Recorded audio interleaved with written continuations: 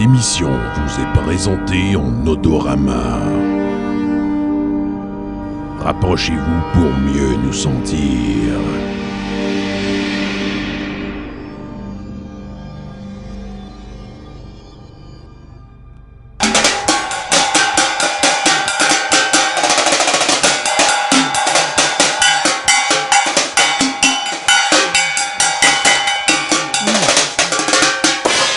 Enfin, vous voilà, on va cuisiner. Alors, ma joyeuse bande de lurons, aujourd'hui nous allons faire une rougaille de tomates. Mais qu'est-ce qu'une rougaille de tomates? Posez-moi la question. Je vous remercie pour la question, mais hélas, je ne suis même pas en mesure de vous répondre, mais chose certaine. Rougaille est un mot à utiliser en société. Alors, le petit garçon avec son papa. Papa, j'aurais le goût de manger une petite rougaille de tomates. C'est quand même mieux que papa, j'ai le goût de manger une lasagne. Mais que nous dit le Larousse gastronomique? Alors, rougaille, sorte de condiment très en faveur dans les pays à climat chaud que l'on sert avec divers mets préparés à la mode créole. Donc, les Seychelles, l'île Maurice, Madagascar, les Comores. Et pour réaliser cette fameuse rougaille de tomates, qu'est-ce que ça nous prend? Eh bien, ça nous prend de belles tomates rouges. Et saviez-vous qu'en France, Vive la France! à une certaine époque, la tomate n'était pas considérée comme un aliment. Mais qu'est-ce qu'on en faisait?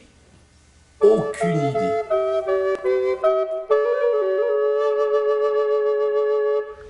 Je suis flûtiste. Mais, avant tout, flûtiste chanteur. Ah et voilà, chanson. Et vous voyez. Je suis chanteur français, je chante la France. Je suis le flûteur de la France, de la pop française. Chanteur français, solo.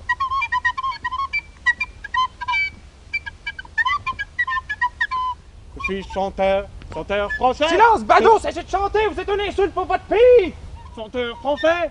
Ouais, je chante. Silence. Chanteur français.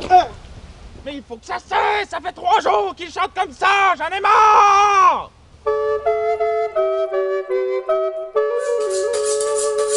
Alors, vous voulez savoir comment est-ce qu'on fait la rougaille? Eh bien, ça nous prend des ingrédients.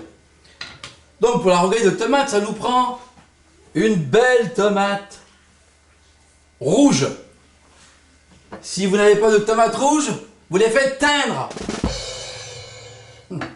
Bien, on a besoin de coriandre frais haché, de gingembre frais haché, des oignons frais hachés. Savez-vous ce qu'il faut faire pour ne pas pleurer quand on hache les oignons? On le fait hacher par quelqu'un d'autre. Des oignons verts ciselés et non des échalotes. Ça, c'est pas des échalotes, ce sont des oignons verts. On a besoin de lime, de jus de lime. On a besoin de combava ou de lime sauvage, qui est beaucoup plus parfumé que la lime. Et si vous ne trouvez pas de combava, ben vous prenez tout simplement la lime. Et on a besoin d'ail. Vous savez pourquoi les Suisses font pousser de l'ail sur les bords des autoroutes? Parce que c'est bon pour la circulation. Bien, alors je commence ma recette. On va commencer par hacher l'ail. Alors un petit coup de couteau, bang, et on tient par la queue et ça sort tout seul. Donc maintenant, à l'intérieur des gousses d'ail, il y a un petit germe qu'on enlève. Cette petite bébelle. Ça, c'est ce que les personnes qui ne digèrent pas l'ail ont des problèmes à digérer. Alors, la prochaine fois que vous rencontrez quelqu'un qui sent l'ail au coton, tu lui dis, toi, t'as pas enlevé la bébelle. Alors, on va hacher l'ail comme ceci. Grossièrement, on va mettre notre ail dans le bol. Et maintenant, on va hacher la tomate. Pour hacher la tomate, c'est très facile. Vous enlevez le pédoncule. Et on essaye de travailler d'une manière un peu organisée. Hein? On va d'abord trancher nos tomates comme ceci. Un coup qu'on a nos tranches, on va pivoter. On va les partager en petits tas comme ça pour travailler plus confortablement. Alors on pivote et on repivote de manière à pouvoir avoir des tomates, des petits cubes qui sont réguliers. Donc voilà pour la tomate. Maintenant, ça c'est ce qu'il y avait de plus long à faire. On va rajouter les ingrédients dedans. Donc on va pousser notre tomate comme ceci dans le bol.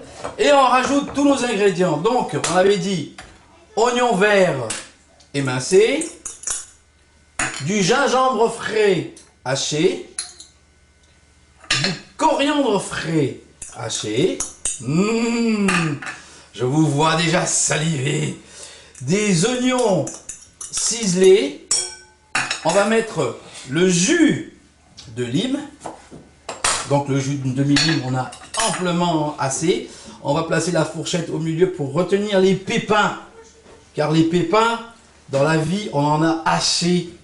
On va s'empêcher d'en avoir dans le ventre. Et maintenant, pour aromatiser, on va utiliser notre lime sauvage. Donc, on va prendre le zeste. Si vous n'avez pas de lime sauvage, où est-ce qu'on peut en trouver si on en cherche? Dans le quartier chinois. Alors, toutes ces épiceries asiatiques, souvent, nous en proposent. Si vous n'en avez pas, vous prenez le zeste de lime et c'est amplement suffisant. Voilà. Qu'est-ce qu'il nous reste à rajouter? Du sel. La touche de piment qui est indispensable pour les mets créoles. On aime très relevé dans les îles. Alors, un tout petit peu de piment. De l'huile d'olive. Et voilà. Il ne nous reste plus qu'à mélanger. Cuillère, fourchette. Alors, on mélange. Et nous avons notre rougail. Maintenant, là, vous vous dites, mais comment mange-t-on cette rougail? Avec les pieds, avec la main. Cessez de vous torturer avec ces questions sans réponse. Videz-vous plutôt l'esprit sur ce que vous avez appris à propos des bonnes manières à table. Manger une rougaille aux tomates. D'après Savoir-vivre d'aujourd'hui de Marcel Fortin-Jacques. Ne vous asseyez pas trop loin de la table.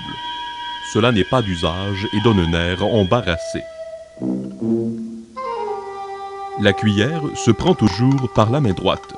L'extrémité du manche est appuyée d'un côté par l'index et retenue de l'autre par le pouce. Il ne faut pas oublier non plus qu'elle doit être introduite dans la bouche par l'extrémité et non par le côté. Évitez d'appuyer les coudes sur la table, de vous pencher sur votre assiette, de remuer les jambes, de gêner vos voisins par quelle expression d'avidité et de gourmandise contre laquelle il faut se tenir en garde. Et voici comment on présente la rougaille. Sentez-moi ça. Et revenez-nous la semaine prochaine. Nous n'aurons pas les mêmes recettes, pas les mêmes images. Normalement.